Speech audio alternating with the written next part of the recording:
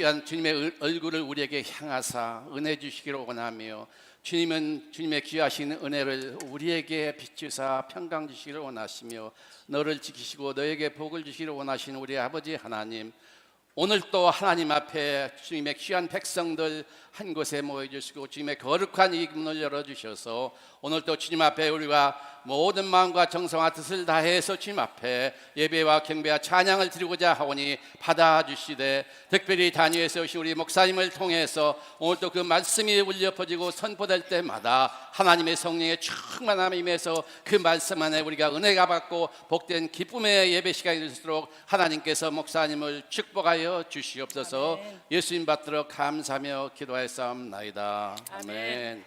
주님의 마음을 본받는 자, 참 이게 은혜스러운 찬양입니다.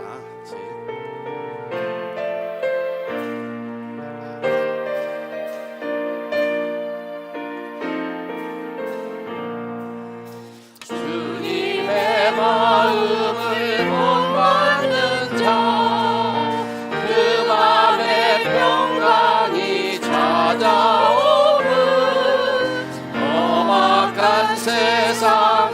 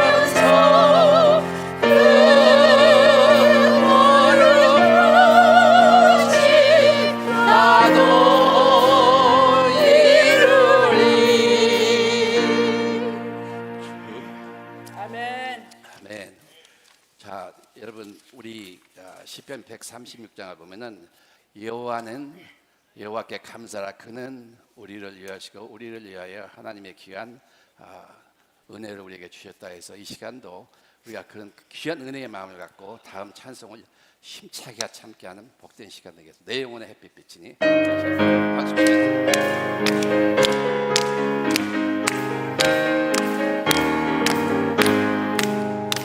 내 영혼의 햇빛 비치니 그 영광 찬란해.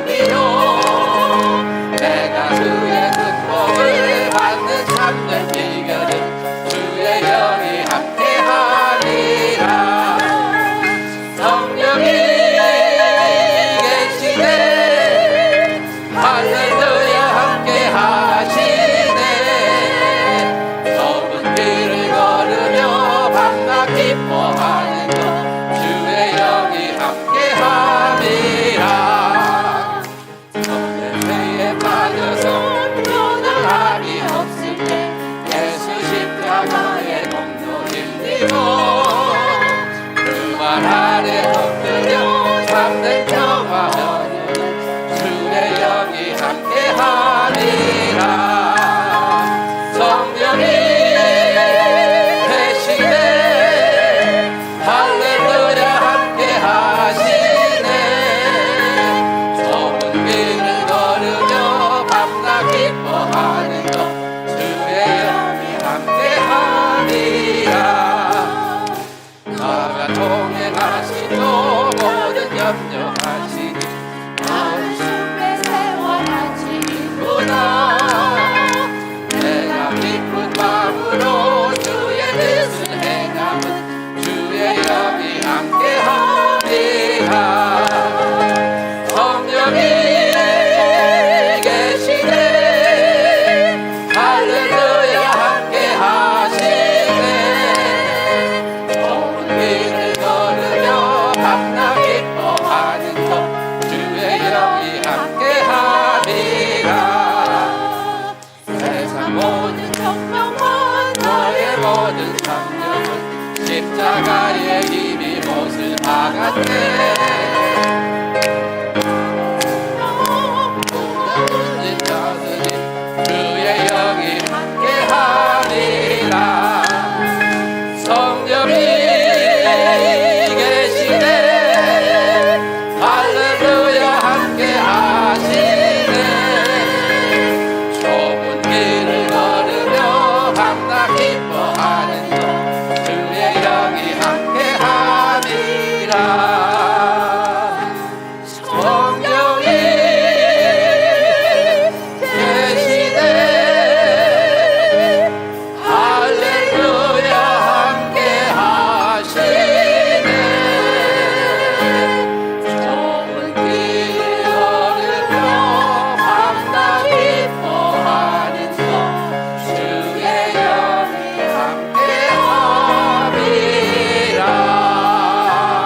함께함이라 이 시간 마지막 사주할 적에 여러분 전부 일어나셔서 예배를 위해서 일어나시고 예수 우리 왕이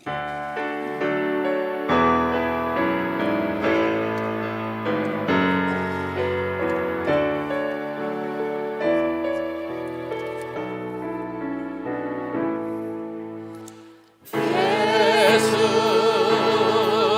우리 왕이여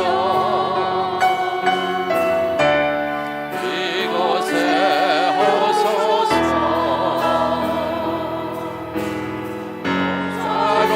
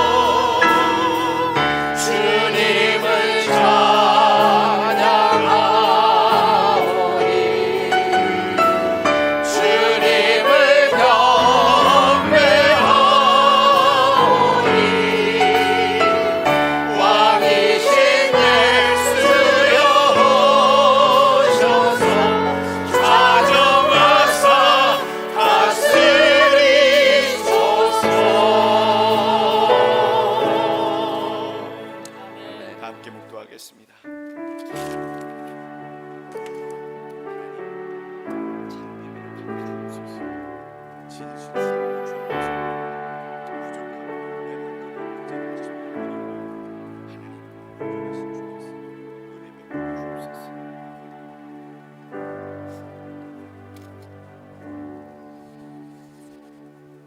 여호와께서 다스리시나니 땅은 즐거워하며 허다한 섬은 기뻐할지어다. 구름과 흑암이 그를 둘렀고 의와 공평이 그 보좌의 기초로다. 불이 그의 앞에서 나와 사방의 대적들을 불사르시는도다. 그의 번개가 세계를 비추니 땅이 보고 떨었도다.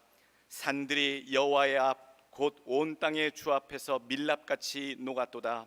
하늘이 그의 의를 선포하니 모든 백성이 그의 영광을 보았도다. 조각한 신상을 섬기며 허무한 것으로 자랑하는 자는 다 수치를 당할 것이라. 너희 신들아 여호와께 경배할지어다. 여호와여, 시온이 주의 심판을 듣고 기뻐하며 유다의 딸들이 즐거워하였나이다. 여호와여, 주는 온 땅 위에 지존하시고 모든 신들보다 위에 계시니이다. 여호와를 사랑하는 너희여, 악을 미워하라. 그가 그의 성도의 영혼을 보존하사 악인의 손에서 건지시느니라. 의인을 위하여 빛을 뿌리고 마음이 정직한 자를 위하여 기쁨을 뿌리시는도다. 의인이여, 너희는 여호와로 말미암아 기뻐하며 그의 거룩한 이름에 감사할지어다. 아멘. 우리 주 하나님, 거룩하신 여호와 하나님, 만군의 주 하나님, 살려주시고 구원해 주셔서 하나님 저주받아 지옥으로 갈 수밖에 없었던 참으로 딱한 인생들, 하나님 그 아들을 아끼시지 아니하는 그 사랑으로 하나님 죄인보다 더 죄인인 우리들을 살리시고 구원하셔서 영생을 허락하여 주시니 고맙고 감사합니다. 갚을 수 없는 사랑, 되갚을 수 없는 그 은혜 가운데 우리가 날마다 살아가건대 하나님의 자녀 백성 삼아 주셨사오니 이 땅에 사는 동안 우리 하나님께 예배하며 찬양하며 그 은덕을 선포하는 그 일에 열심하는 백성들 되게 하여 주옵소서. 주의 전에 나와 아버지의 이름을 찬양합니다. 아버지의 말씀 듣기를 간절히 또한 원하나이다. 하나님, 우리의 부족함을 주께 아뢰일 때에 주의 역사하심과 응답하심과 채워주심이 함께 임하여지기를 원하나이다. 임재하여 주옵소서.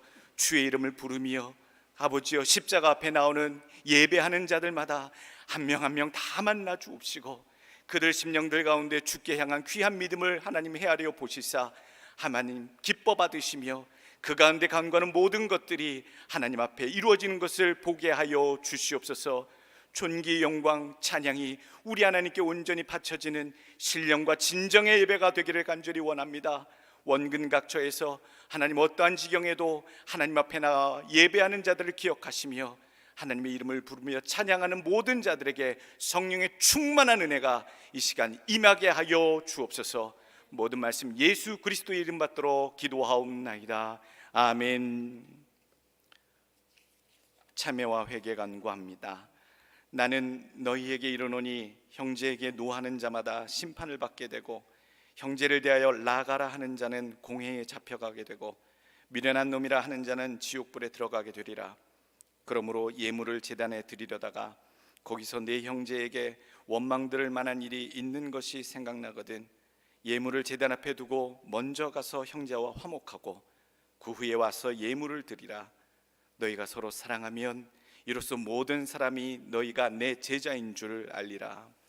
이 시간에 우리의 부족했던 것, 모자랐던 것, 추했던 것, 부끄러운 모든 것들 주 앞에 토설하고 회개하여 온전한 참 신자로 예배드릴 수 있도록 회개하겠습니다. 하나님 부족했습니다. 하나님 모자랐습니다. 하나님 더 기록하지 못했음을, 하나님 더 열심히 섬기지 못했음을, 더 하나님 마음 품지 못했음을, 하나님 더 거룩한 마음으로 하나님 생각으로 하나님 그렇게 생각하지 못했음을 하나님 용서하여 주옵소서. 하나님 더 큰 마음 주옵소서. 예수 그리스도의 바다와 같은 사랑 주옵소서. 하나님 아버지 닮아가는 하나님 그런 마음도 주옵소서. 하나님 아직도 온전하고 아직도 모자라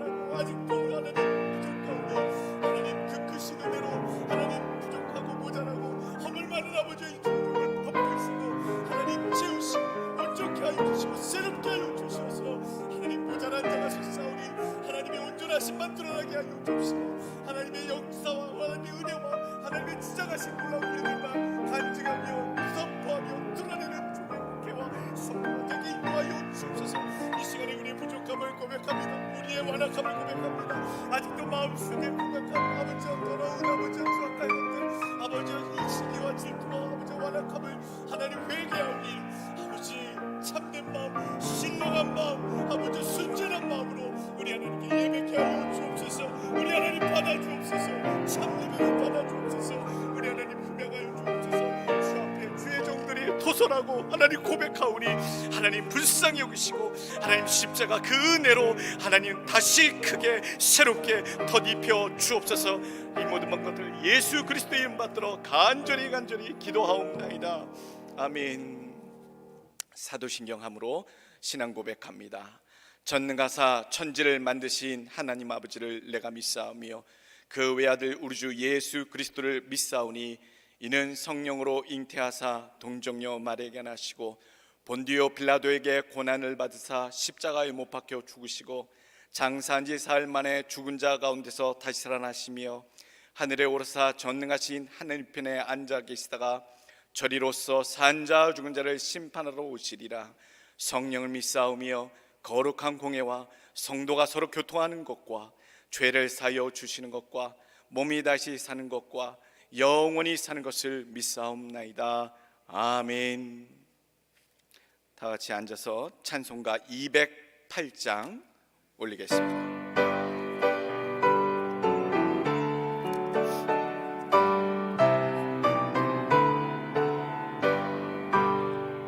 내 주의 나라와 주 계신 성전과 피 흘려 사신 교회를 늘 사랑합니다.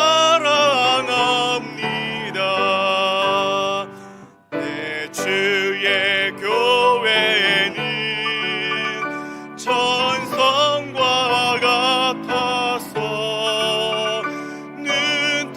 눈동자같이 아끼사 늘 보호하시네. 이 교회 위하여 눈물과 기도로 내 생명 다하기까지 늘 봉사합니다. 성도의 교제와 교회의 위로와 구주와 맺힌 언약을 늘 기뻐합니다. 하늘의 영광과 베푸신 은혜가 진리와 함께 영원히 시온에 넘치네.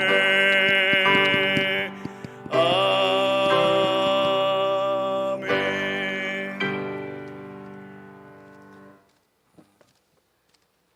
지난주 기도 순서가 착오가 있었습니다. 조성호 장로님 나오셔서 예배를 위하여 대표 기도해 주시겠습니다.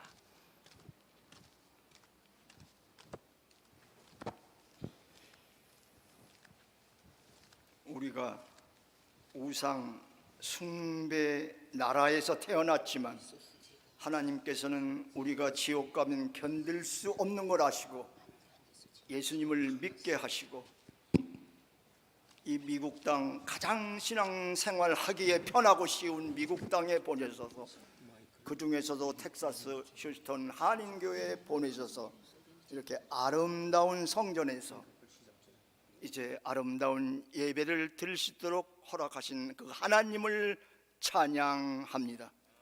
각가지 질병에서 코로나에서 각가지 환경에서 이겨나게 하시고 이제 예배 드릴 수 있도록 건강을 회복시켜 주시고 인도해 주신 그 하나님을 찬양합니다. 예수님께서 40일 금식 기도하시고 우리는 40일 금식하면 모든 유혹에 넘어가지만 하나님 말씀을 가지고 세 가지 사탄 마귀의 시험에서 이기신 그 예수님을 생각할 때 이 예배가 얼마나 귀한 예배인지, 천국이 얼마나 귀한 천국인지 깨닫습니다.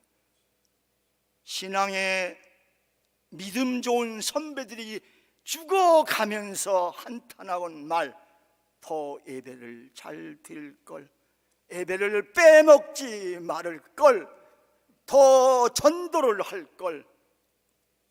죽어간 그 선배들의 마지막 안타까운 그 음성 장례식 때마다 느꼈습니다. 아버지 하나님, 50살만 넘으면 성령의 9가지 열매를 다 맺어서 편안한 신앙생활을 할 줄 알았는데 사랑의 열매만 맺으면 하나님께서는 매일 기뻐할 수 있는 희락의 열매와 화평의 열매를 주셔서 교회에 가면은 반가운 얼굴들이 평안을 느낄 텐데 오래 참는 열매만 맺으면 화가 날 때, 화가 풀릴 때까지 참고 그 사람이 미울 때 미움이 사라질 때까지 참고 기분 나쁠 때, 기분이 좋을 때까지, 성령님이 임하실 때까지 참았더라면 자비의 열매를 맺어서 우리 옆에 다가오는 하나님이 붙여주는 저 불쌍한 사람들, 미운 게 아니라 질투가 나는 게 아니라 불쌍한 마음을 주셔서 뭔가 저희들이 예수님이 승리하신 것처럼 우리도 양선의 열매를 맺어서 착한 행실의 열매를 맺어서 한국 우리 민족 3만 5천 명이 휴스톤에서 장사하다가 살다가 너무너무 힘들어서 살만할 때 죽어가고 온갖 병에 시달리는 저 사람들, 한인교회 가면 착한 사람들이 많아, 한인교회 가면 전부 착한 사람들이야 라고 모여드는 한인교회가 될 수 있도록 우리의 남은 마지막 여생을 이제는 하나님께서 정리하여 주시옵소서. 우리 힘으로는 안 됩니다. 눈물로 기도해도 안 되고 금식 기도해도 안 되고 안 되오니 하나님은 하실 수가 있사오니 이제는 저의 모든 한인교회 사람들을 착한 행실만 행하는 한인교인들이 될 수 있도록 저 불쌍한 한인 사회의 모든 사람들, 신앙에 방황하는 사람들, 한인교회에 모여드는 그런 착한 교회가 될 수 있도록 저희들을 인도하여 주시옵소서. 하나님 말씀에 충성을 하면, 모든 하나님의 말씀에 충성을 하면 온유의 열매를 맺어서 모세처럼, 하나님의 80에 부른 모세 온유의 열매를 맺었더니 120살이 되어서 하나님 품에 안길 때도 그 건강 그대로 지키다가 하나님의 품에 안겼다고 설교를 통하여 하나님 말씀을 통하여 주신 하나님의 말씀, 우리 온갖 질병을 가지고 지금 견디고 있습니다. 여러 가지 약으로 버티고 있습니다. 모세처럼 우리가 죽는 날까지 더 이상 아프지 않도록, 더 심하지 않도록, 더 다리가 불편하지 않도록, 더 마음이 모든 것이 불편하지 않도록 마지막 건강을 모세처럼 지켜주시다가 2, 3일만 아프다가 죽을 수 있는 그 은혜를 우리 전 한인교회 성도들에게 내려주시옵소서 간절히 원합니다. 그래서 마지막 절제 열매를 맺어서 온갖 신앙생활할 때 절제 열매를 맺어 승리하는 간증거리 가지고 전도하는 입술 되게 하여 주실 줄 믿사옵고, 오늘 성령 충만한 목사님을 통하여 우리도 성령 충만하게 되어서 성령 충만으로 66권의 하나님 말씀 예수님 마지막 유언, 전파하라, 전도하라, 전도하라, 전도의 입술이 될 수 있도록 그동안 수많은 생활하면서 많은 사람들을 전도하라고 붙여주었지만 돈 버는 데만, 인간관계 하는 데만 그친 저희들을 용서하시고 다시 한번 붙여주시옵소서. 모두 저희의 착한 행실을 보고 이 한인교회에 옮길 수 있도록 성령 충만으로 인도하시고, 오늘 목사님을 통하여 말씀이 선포될 때 아멘 아멘 아멘 할 때마다 더러운 질병들은 사라지고 더러운 짜증과 신경질과 모든 악한 것들은 모양이라도 물러날 수 있도록 오늘 예배를 받아주실 줄 믿사옵고 예수님 이름으로 기도했습니다. 아멘.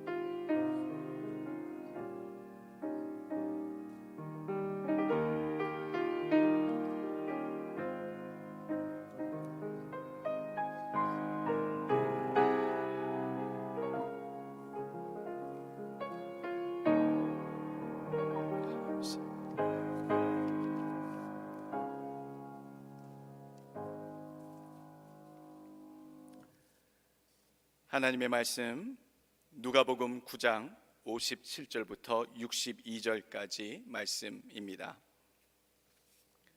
누가복음 9장 57절부터 62절까지 말씀, 하나님의 말씀 봉독합니다. 길 가실 때에 어떤 사람이 여짜오되 어디로 가시든지 나는 따르리이다.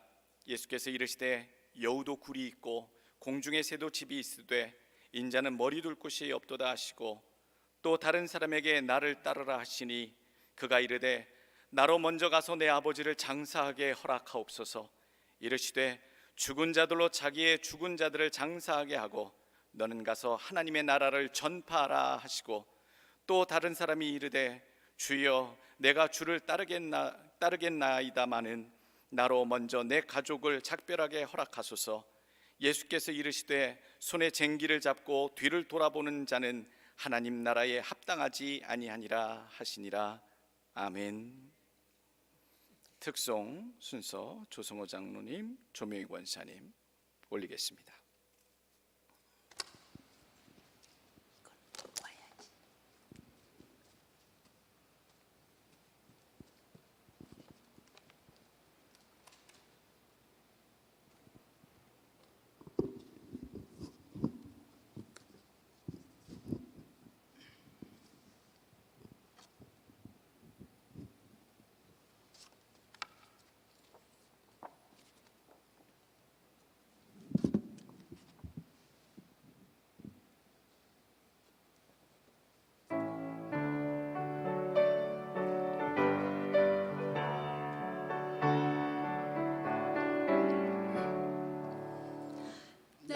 주 하나님 넓고 큰 은혜는 저 큰 바다보다 깊다.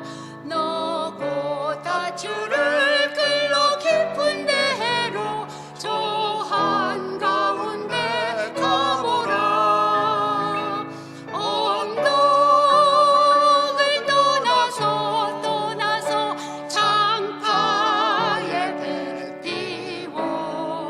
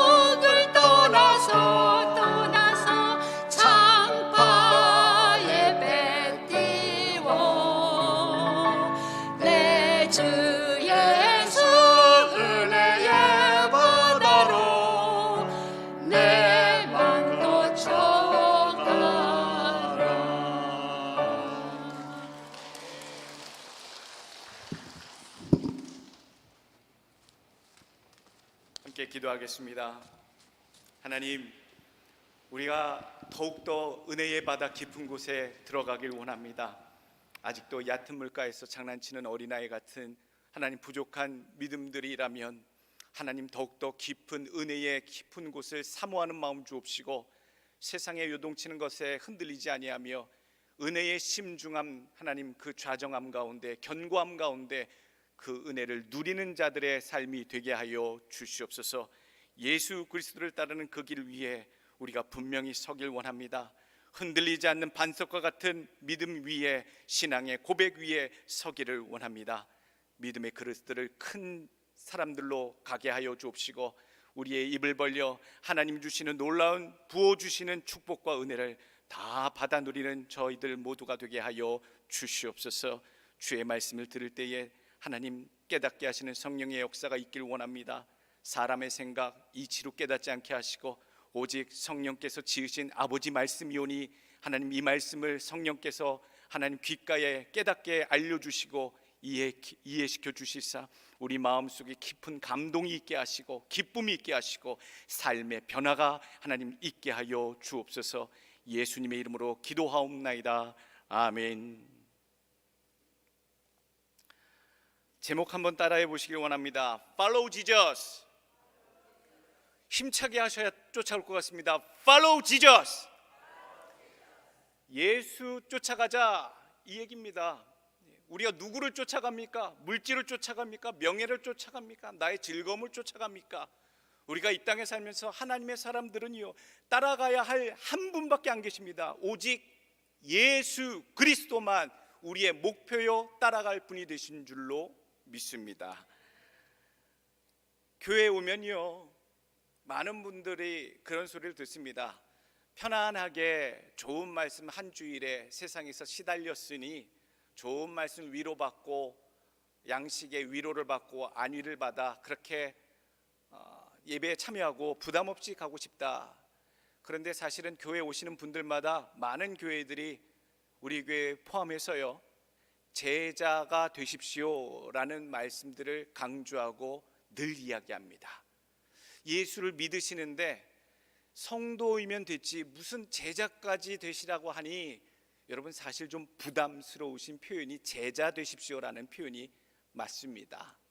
교인으로서 교회를 출석하고 예배를 드리는 것, 좀 더 좋은 표현으로 성도로서 하나님 앞에 나와 예배하는 것, 예배자, 성도, 교인, 여러 가지 믿는 자들을 호칭하는 표현들이 있습니다만, 제자가 되십시오라고 이야기를 듣는 순간 우리는 참 부담스러움을 느끼게 된다라는 말씀입니다. 12 제자처럼, 좁은 의미로는 예수님의 12 제자를 의미합니다만 좀 넓은 의미로 보게 되면 12 제자와 같이 예수님을 위해서 자기의 십자가를 짊어지고 예수님이 원하시는 맡기시는 사명대로 따라가고자 기쁨으로 그 길을 가는 모든 자들을 포괄해서 표현할 때 제자라고 얘기를 합니다. 제자, 성도, 교인, 약간의 차이점이 있습니다만 오늘 우리는 포커스를 맞춰야 할 단어가 있습니다. 제자가 되는 것. 목사의 제자가 되라는 말씀이 아닙니다. 교회에서 제자 훈련할 때 목회자의 지도와 또 인도를 잘 따라와 주는 성도들로 교훈시키기 위해, 훈련시키기 위해 제자 훈련을 하는 것이 아닙니다. 예수님의 가르침대로 따라 사는 성도들이 되시도록, 정말로 제자와 같은 자들로 살아가시도록 하기 위해서 하는 것이 제자 훈련입니다. 목사님, 저는 믿음이 크지 않습니다. 교회를 그렇게 부담스럽게 다니고 싶지 않습니다. 마음 편하게 성전문에 잠시 들어왔다가 그냥 작은 말씀의 감동이라도 얻고 가고 싶습니다. 이러신 분들도 계실지 모르겠습니다만 사실 그렇게 생각하시는 건 오늘까지만 그렇게 생각하셔야 합니다. 예수를 믿는다는 것은 결코 가벼운 일이 아닙니다. 쉬운 일도 아닙니다. 그렇게 성경에서는요, 예수님을 좋아서 이리 쫓아다니고 저리 쫓아다녔던 그런 사람들을요, 예수님은 무리라고 얘기하셔요. 무리들이다라고 얘기하십니다. 그 사람들이 다 신앙의 고백을 분명히 한 믿음으로 쫓았겠느냐라고 생각할 때에는 그러지 않은, 그냥 예수라고 하는 랍비요, 스승이요, 놀라운 기적과 이적을 행하시는 메시아라 일컫는 자가 와서 행하는 모든 일들에 대해서 궁금했던 모든 자들은 다 모여들었기 때문에 그 모여든 사람들을 다 성도라 보기에는 무리가 있다라는 얘기입니다. 그래서 예수님은 그들을 향해 무리라는 표현을 쓰십니다. 이 무리들이 곤고하구나, 불쌍하다라고 늘 가끔 표현하시지요. 예수님은 무리를 찾으시는 것이 아니라 제자를 찾으십니다. 무리를 기뻐하시지 아니하시고요, 제자를 기뻐하십니다. 우리가 예수를 믿을 때에 예수님 눈에 어떤 자로 비춰지는 존재가 될 것이냐, 무리처럼 믿다 갈 것이냐, 제자처럼 주를 따르다 갈 것이냐.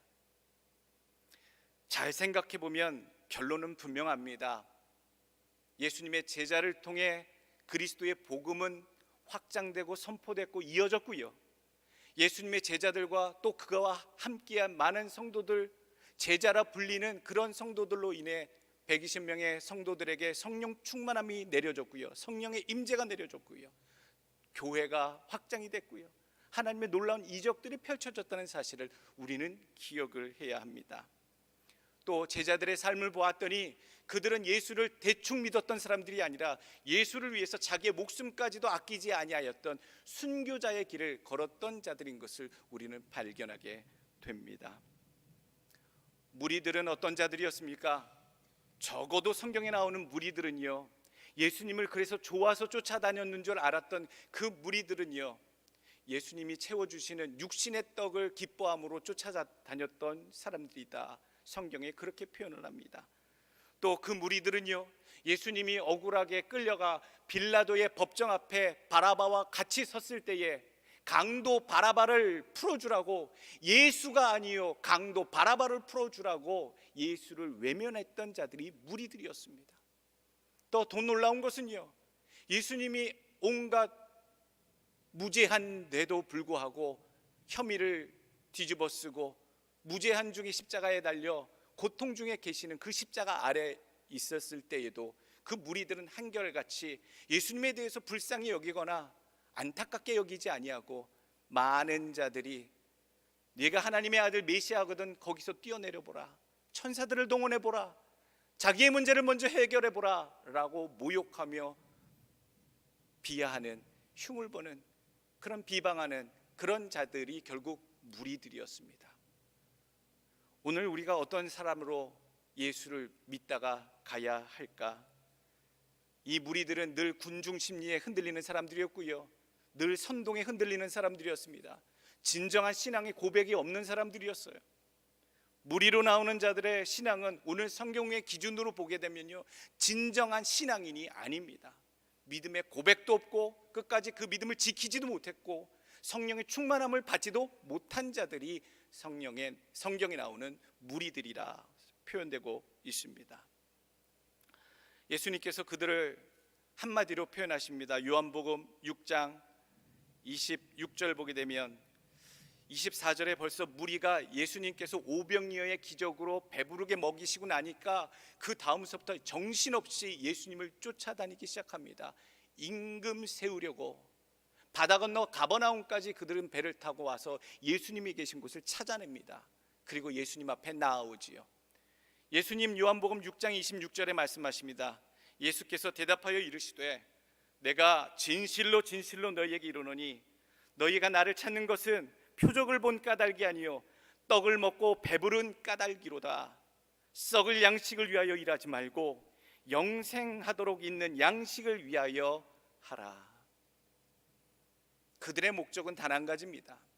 예수님이 좋았던 이유는 단 한 가지였습니다. 그것을 예수님이 정확히 하셨어요. 먹고 배불렀기 때문에, 육신에 썩어질 양식을 채워줄 수 있는 능력 있는 사람이었기 때문에 예수님을 쫓았던 것이다. 주님이 그렇게 선포하고 계시는 거예요. 그러한 자들이 무리였다라는 얘기예요. 예수님의 제자들은 그러지 아니했지요.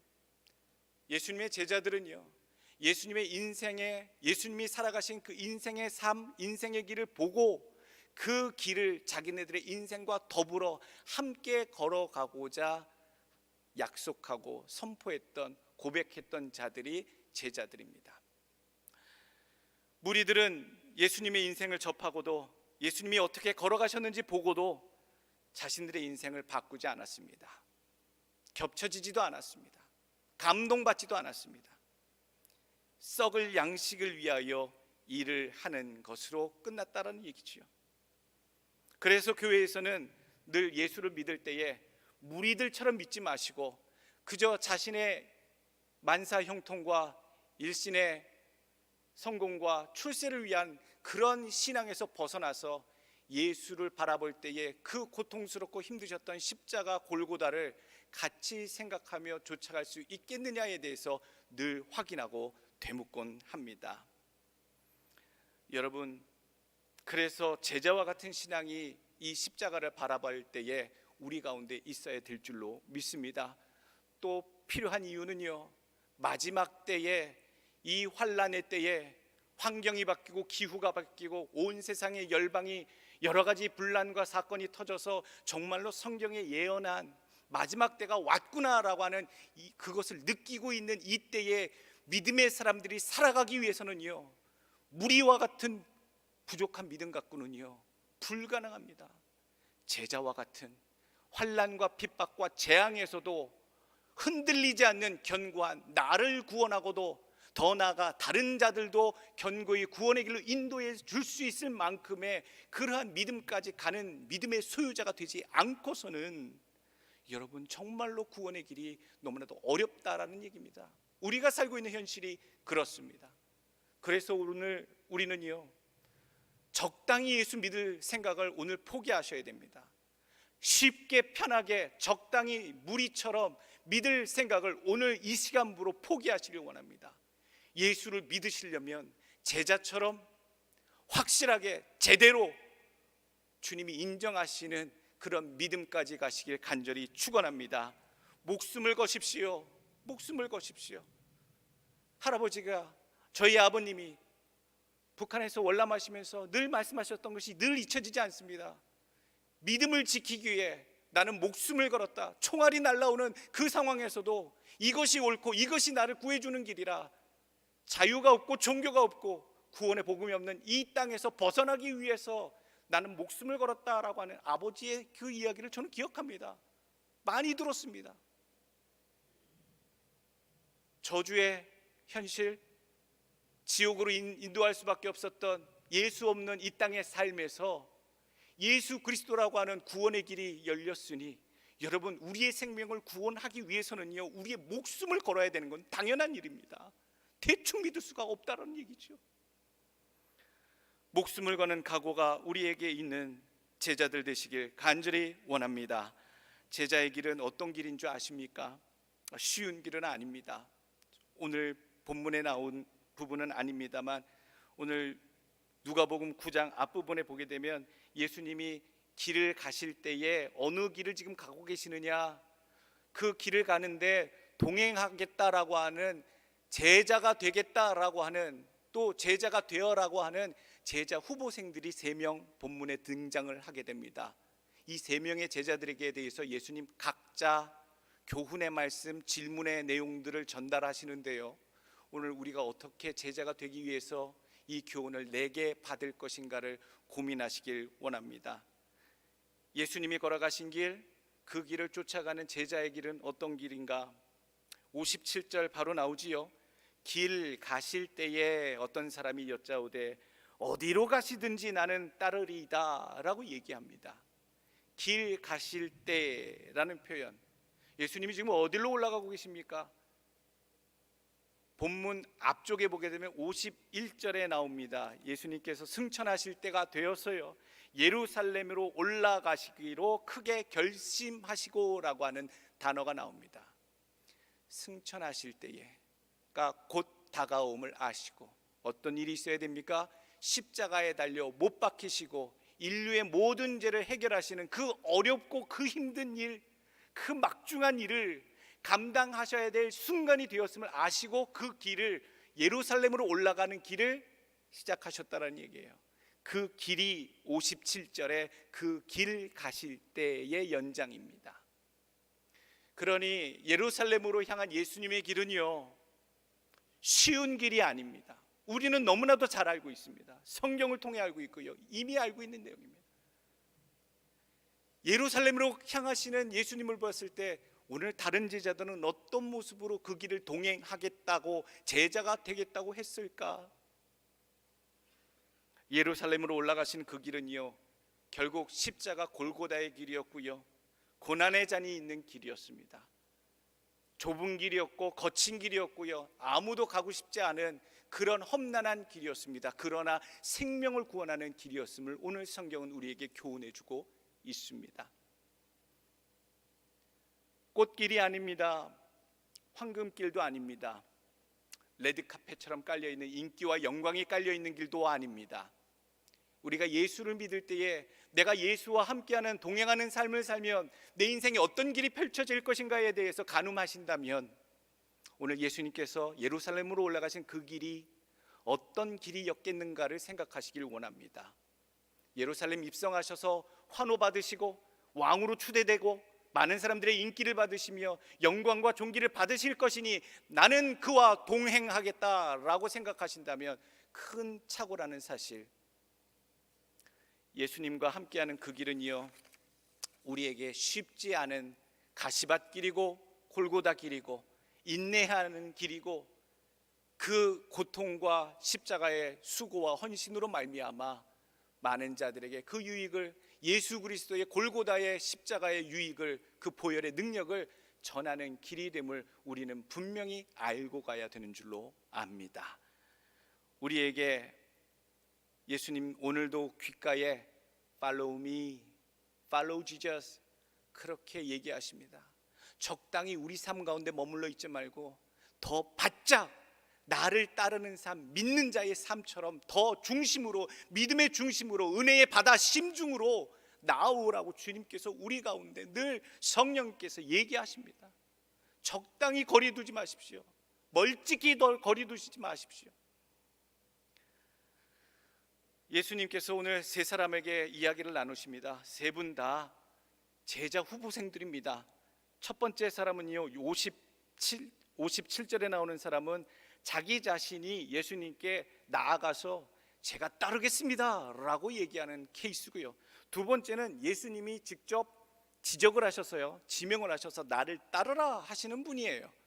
또 세 번째는 자진해서 내가 주를 따르겠나이다마는 하면서 자진하는 사람 두 명의 지명을 받은, 부르심을 받은 사람 한 명, 이렇게 세 명의 제자 후보생에 대한 이야기가 나오게 됩니다. 예수님이 가는 그 인생의 길에 같이 동행하겠다라고 하는 사람들입니다. 자신의 인생을 같이 하겠다라고 하는 사람들입니다. 그러한 자들을 볼 때 예수님은 어떤 마음을 품으실까? 저 같으면 되게 힘날 겁니다. 내가 가는 이 길이 힘들고 어려운데 나와 함께 해준다니 고맙네요. 나의 힘이 되어준다니, 동행이 되어준다니 잘했습니다. 기특합니다. 하나님이 축복하실 겁니다. 굉장히 긍정적이고 격려하는 그런 말씀들을 나눴을 겁니다. 그런데 오늘 본문 한번 살펴보십시오. 잘 살펴보면 예수님이 긍정적인 말씀, 격려하는 말씀, 힘을 주는 말씀, 그 말씀을 안 하고 계세요. 왜 예수님이 좋아서 예수님 가시는 그 길 위에 같이 따라가고자 하는 자도, 또 예수님이 지명해서 따라오라고 하는 자도, 예수님이 건네는 말씀은 왜 부정적인 어려운 말씀으로 마지막을 맺고 계십니까? 여러분 궁금하지 않으십니까? 오늘 제자로 따라가는 자의 삶에 대해서 예수님은 그들에게 분명히 확인하고 계십니다. 합당한 자로 확인하고 계십니다. 아무나 제자로 되지 않습니다. 세우지도 않습니다. 그러한 자, 내가 여기는 이 기준 세 가지에 합당한 자, 그러한 자가 내 제자가 될 수 있음에 대해서 이 세 사람의 후보자를 통해 우리에게 오늘 교훈해 주고 있어요.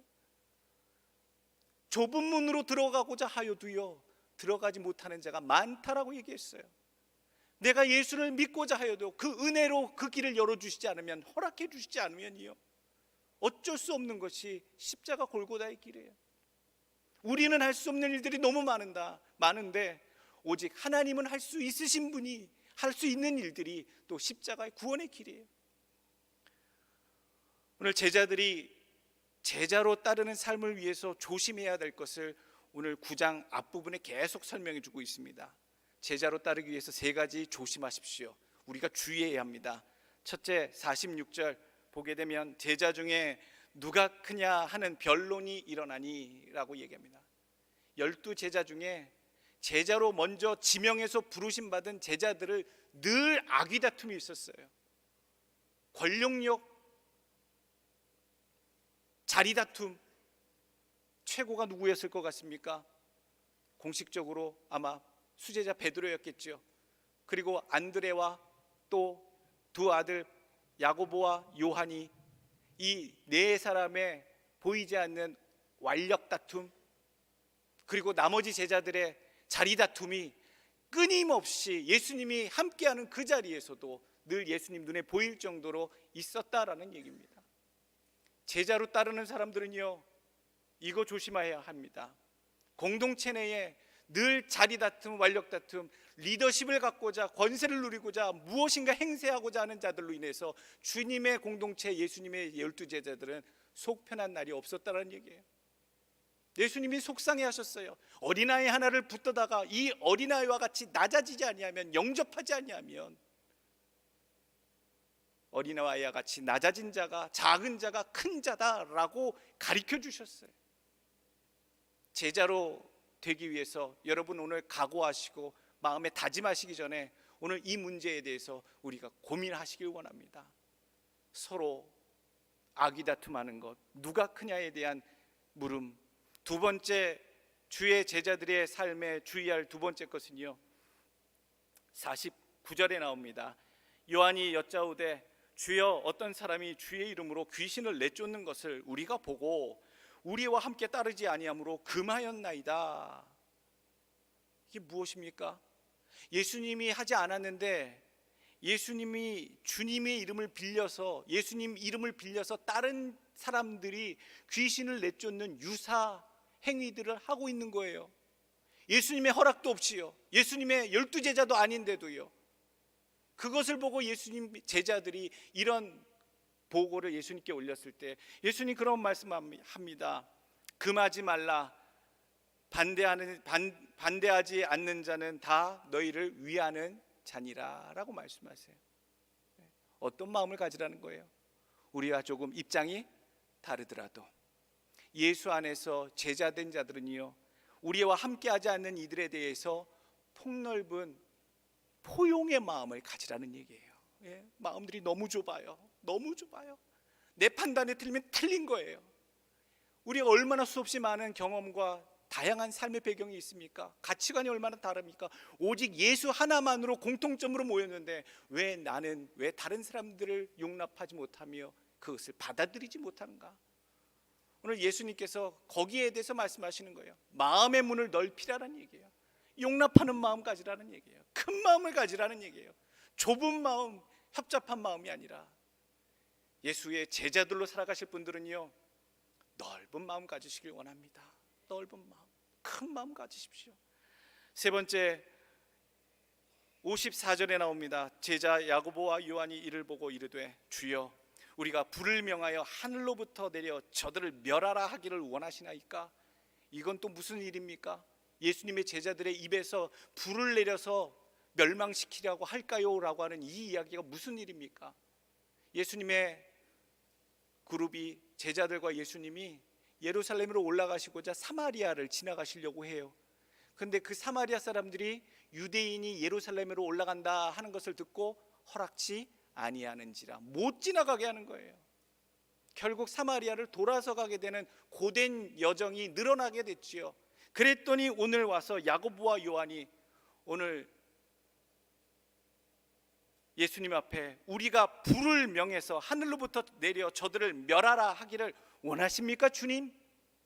이렇게 묻고 있는 거예요. 주님의 마음을 잘 알았던 것 같습니다.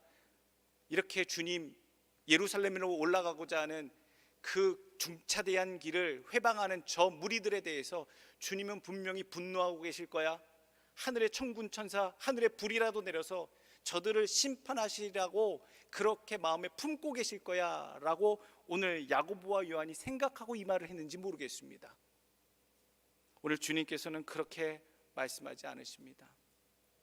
오늘 복음을 영접하지 않는 자들에 대해서 갖는 적개심, 배타심을 여러분 우리는 가지면 안 된다는 얘기입니다. 또 놀라운 것은 복음에 협조하지 않는다고 해서 거기에 대해서 우리가 저 사람들을 적그리스도나 이단이나 또 지옥의 갈자로 여기는 그런 마음을 품어서는 안 된다라는 얘기예요. 그 사마리아 결국 지나가게 되면서 사마리아 수가성 여인을 통해 사마리아 사람들을 얼마나 구원해내십니까? 저주받을 백성이 아니라 구원받을 백성으로 주님은 여기고 계신 사람들이에요. 단지 그 길을 막았다고 해서, 명분이 있다고 해서 예수님이 원하시지 않는, 하나님이 원하시지 않는 일에 대해서 나서는 것은 제자로서 해서는 안 되는 일이다.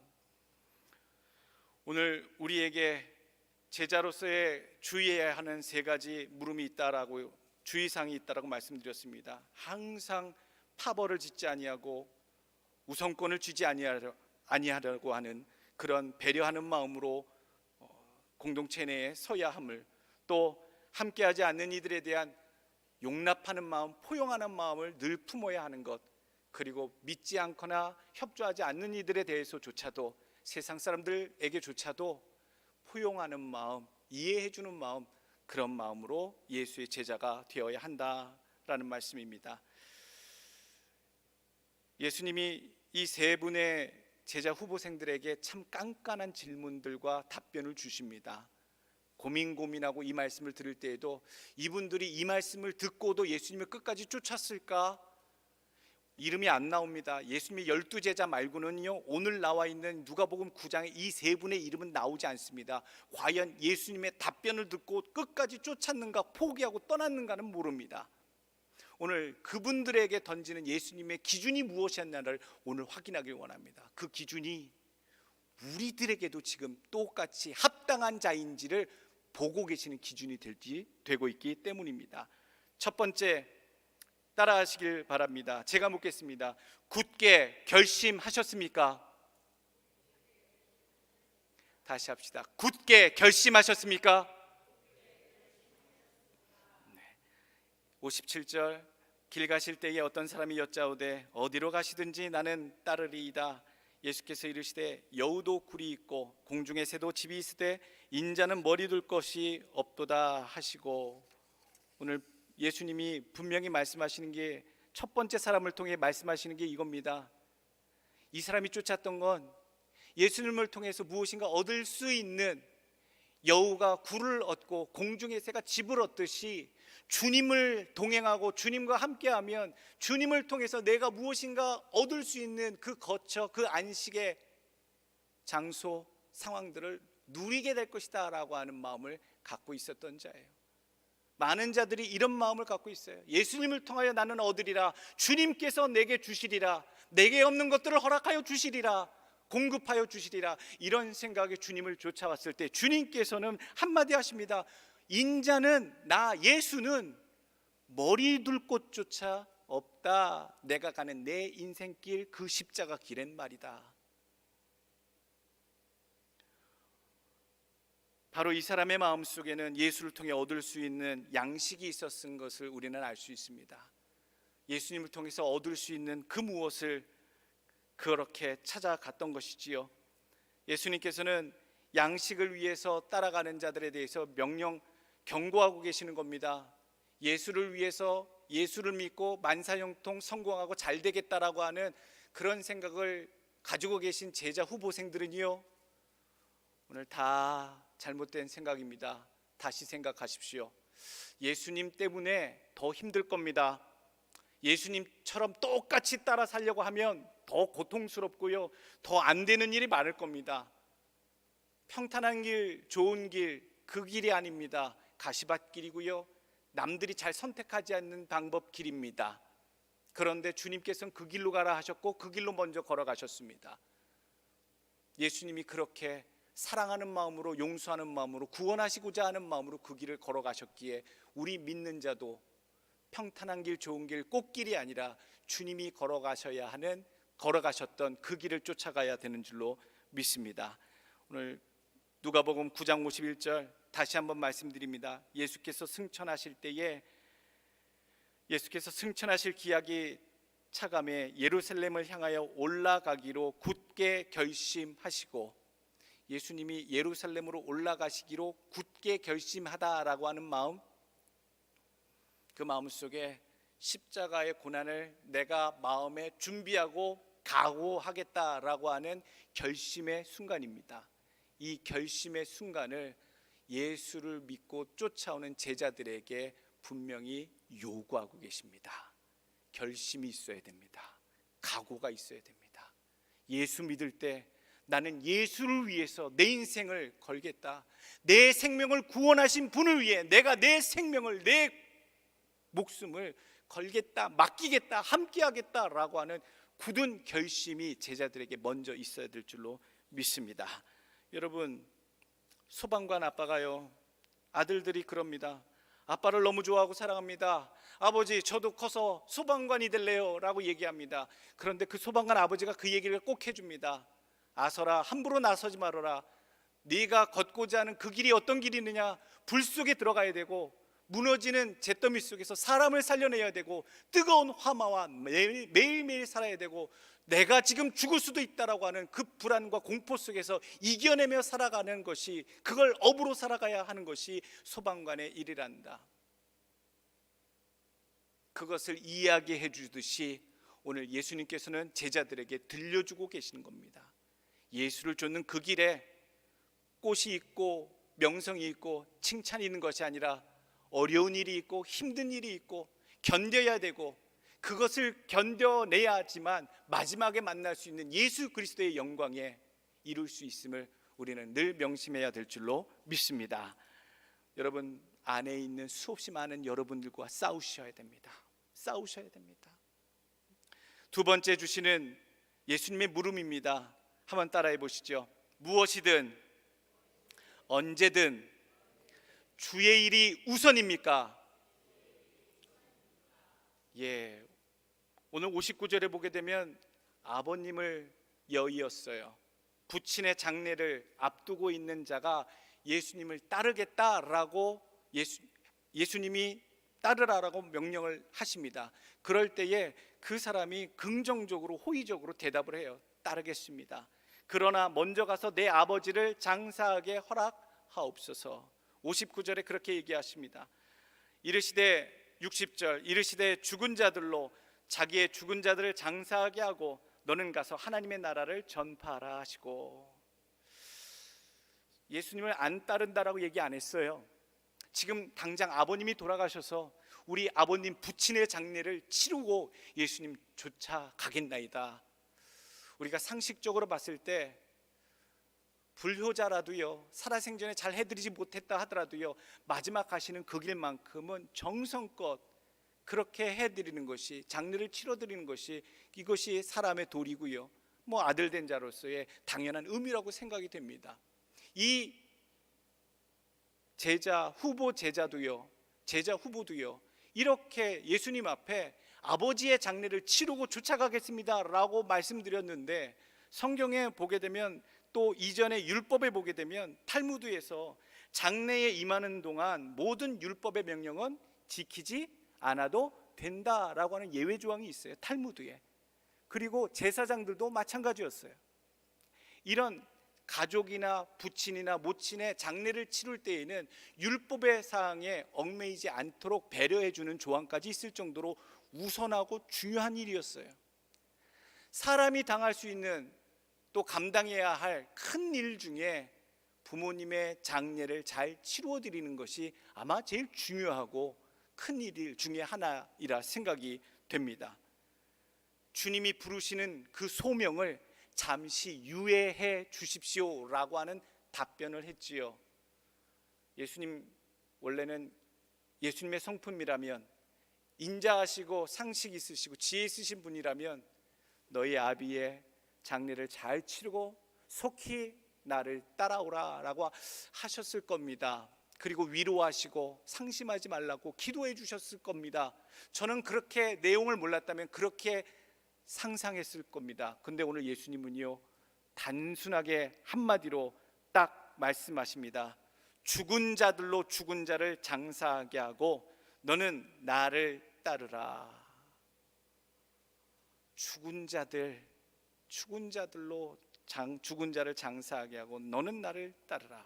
예수님이 옹졸하신 것인지, 예수님이 그렇게 조급하신 것인지 순간 우리가 이해되지 않습니다만, 예수님은 분명 이 상황 속에 아버지의 장례를 당한 이 후보 제자에게 아버지의 장례조차도 나를 따라오는 일에 있어서 어떠해야 한다라고 하는 교훈을 분명히 전달해 주고 있는 겁니다. 사람이 겪는 일 중에서 가장 중요한 일이 오늘 장례식, 부모님의, 아버님의 장례식이라 말씀드렸습니다. 예수를 쫓는 일이 같이 놓여져 있습니다. 예수를 쫓는 이 순간의 일과 인간 세상에서 가장 중차대하고 중요한 일을 앞에 동시에 놔두었을 때에 너는 무엇을 선택하겠느냐에 대한 질문을 오늘 예수님이 이 후보에게 하고 계시는 겁니다. 평상시라면요, 아버지 장례부터 정성껏 하고 쫓아가야지요. 그게 상식입니다. 그게 도리고요.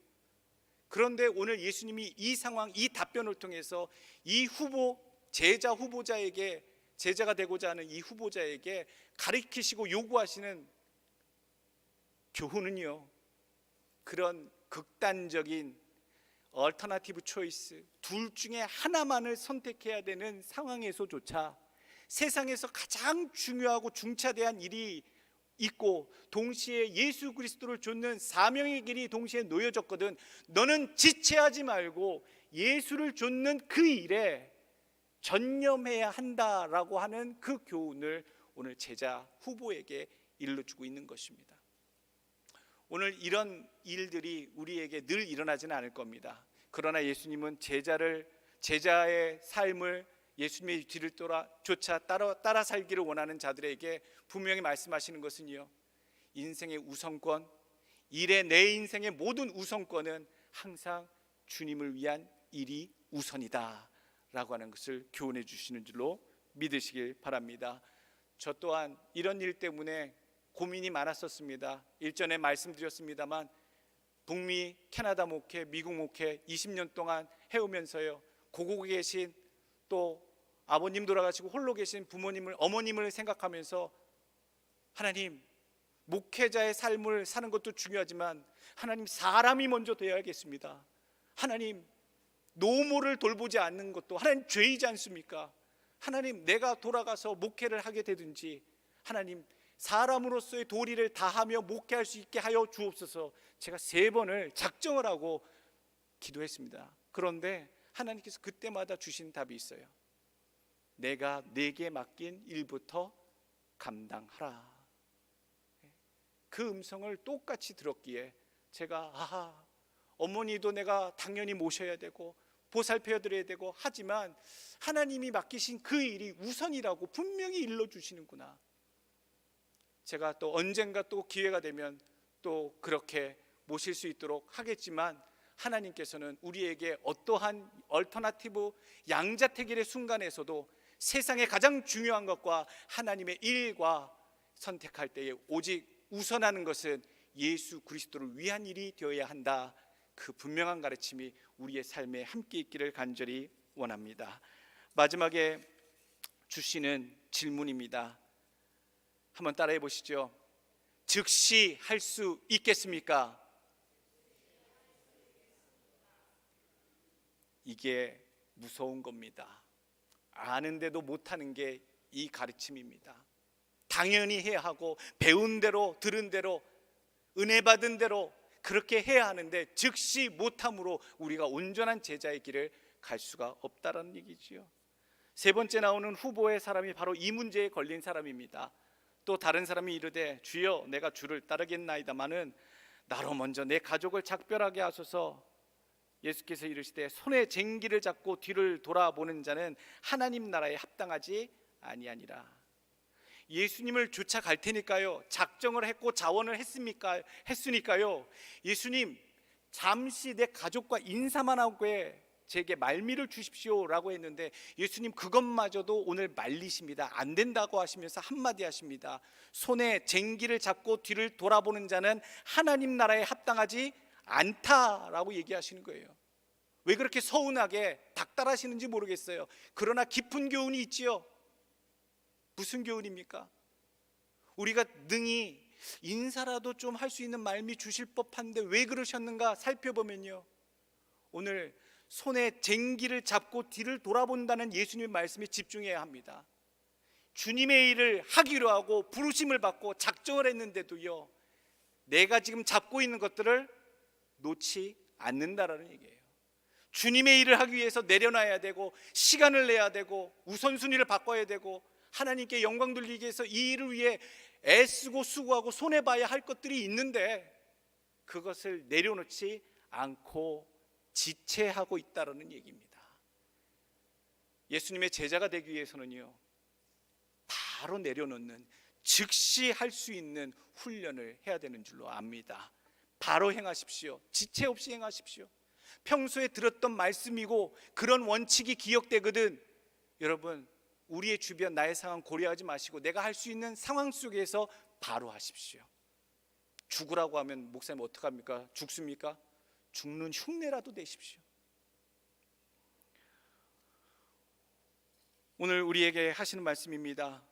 롯이 구원의 은혜를 받아 천사들이 인도하여 멸망의 소돔 땅에서 벗어날 수 있도록 인도하심을 받았음에도 불구하고 롯의 아내는 그 뒤를 돌아봄으로 결국 멸망의 한 무리가 되었다라는 사실, 뒤로 돌아본다는 것, 주저한다라는 것, 합당하지 않다라는 얘기지요. 가나안 땅을 약속하셔서 출애굽하여 하나님의 백성들을 광야를 지나가게 하셨는데도 그 광야를 가는 동안 애굽에서의 즐거웠던 것들을 뒤돌아보며 그것에 빠져있던 자들은 다 광야에서 객사하고 말았다는 사실, 우리는 잊어서는 안 됩니다. 하나님의 것을 선택할 것이냐, 내가 선택할 수 있는 다른 것들을 내가 붙잡을 것이냐, 하나님의 명령에 내가 즉시 순종할 수 있겠느냐에 대해서 여러분 이걸 훈련하셔야 됩니다. 하나님의 음성이 분명히 맞다, 이것이 객관적으로나 주관적으로나 감정적으로나 이성적으로나 생각해 보니 성령께서 이것을 하라고 순종하라고 하신다라고 하면 바로 하셔야 됩니다. 바로 하셔야 됩니다. 왜 미적거리십니까? 이삭 아들을, 하나밖에 없는 아들을, 백세에 얻은 금지 오엽 같은 그 아들을 바치라 아브라함에게 말씀하셨을 때 하나님 겨우 주셔서 이 아들로 천하 민족을, 백성들을 이루신다며요. 그런데 이 아들을 잡아서 제물로 드립니까? 이런 반구의 언급도 없이 아브라함은요, 이삭을 하나님께 제물로 드리기 위해서 바로 그 다음날 새벽에 길을 떠납니다. 하나님을 붙잡을 것이냐, 이삭을 붙잡을 것이냐, 그때 선택해야 될 것은 하나님이셔야 됩니다. 하나님을 붙잡으셔야 이삭도 살리고 하나님도 잃어버리지 않는 길이 되는 줄로 믿습니다. 여러분 지혜롭게 가시자고요. 그것을 주저할 수 없는 상황이었고 포기할 수 없는 것이었고 회피할 수 없는 선택이었습니다. 하나님의 말씀, 하나님의 교훈이 우리 삶 가운데 일깨워지거든 분명히 지체 없이 바로 하겠나이다 실천할 수 있는 믿음들 되시길 간절히 원합니다. 마태복음 4장 20절 말씀, 다른 제자들도 그랬습니다. 베드로와 안드레를 부르실 때에도 4장 20절 마태복음, 그들이 곧 그물을 버려두고 예수를 따르니라.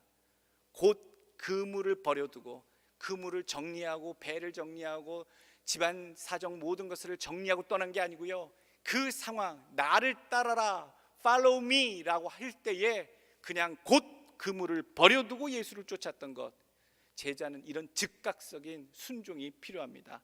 마태복음 4장 21절, 거기서 더 가시다가 다른 두 형제 곧 세베대의 아들 야고보와 그 형제 요한이 그 붙인 세베대와 한 가지로 배에서 그물 깁는 것을 보시고 부르시니 저희가 곧 배와 부친을 버려두고 예수를 쫓으니라.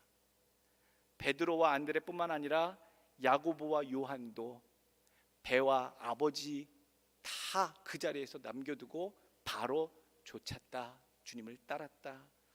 또 누가복음 5장 27절에 그 후에 예수께서 나가사 레위라고 하는 세리가 세관에 앉아 있는 것을 보시고 나를 따르라 하시니 그가 모든 것을 버리고 일어나 따르니라. 레위라고 하는 마태입니다. 마태복음의 저자지요. 마태는 세리였습니다. 바로 떠났다라는 얘기죠. 모든 것을 버려두고 바로 떠나는 것. 송의 쟁기를 붙잡지 않았습니다. 그냥 내버려두고 순종했다라는 것. 제자는 이 훈련이 안 되면 안 됩니다. 여러분, 이거 못하면요, 해야 하는 건 아는데 주일 성수하고 온전한 헌금 생활도 하고 봉사활동도 하고 교회 기도도 하고 예배도 참석하고 해야 되는 건 아는데 그 순간 못하게 되면 못하게 되는 상황들이, 이유들이 끝이없이 몰려옵니다. 사탄 마귀가 가만히 안 둬요. 무엇인가 내가 예수를 위하여 결정하려고 하는 순간 정말로 순식간에 사탄 마귀는 안 될 수밖에 없는 이유들을 우리 눈앞에 들이대기 시작합니다. 예수 더 잘 믿어보려고 하는 순간 사고가 터지고요, 사건 터지고요, 일이 발생되고요, 안 아프던 몸이 갑자기 아프고요, 여러 가지 일들이 터질 수밖에 없어요. 즉각적으로 순종하는 법, 그것이 제자들에게 필요한 덕목이 된 줄로 믿습니다. 오늘 인생은 역경의 길이라 라는 세상 사람들이 말씀하고 있는데 순탄하지 않습니다. 역경의 길이기 때문에 꽃길 걸어가고 싶고 영광의 길, 빛난 길, 또 레드카펫처럼 인기와 존귀함이 약속된 길을 다들 걸어가고 싶습니다만 그 걸어가는 그 길을 잘 찾아가야 합니다. 세상에 있는 그 길이 아니라 오직 예수 그리스도의 골고다 길을 통해서만 하나님의 영광에 이르게 되는 줄로 믿으시길 원합니다. 우리가 가야 할 길이 바로 그 길입니다. 좁은 길, 좁은 문이고요, 쉽지 않은 길이지만 그 길 끝에 주님이 우리를 기다리고 계신 영광의 길, 축복의 길이 되는 줄로 믿습니다.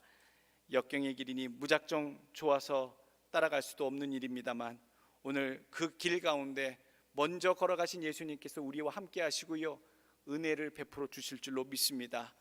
인간의 도리보다 우선하는 것이 그리스도의 복음을 위한 길입니다. 예수를 좇으면서도 세상에 미련두고 남을 수 없는 것이 예수를 좇는 길입니다.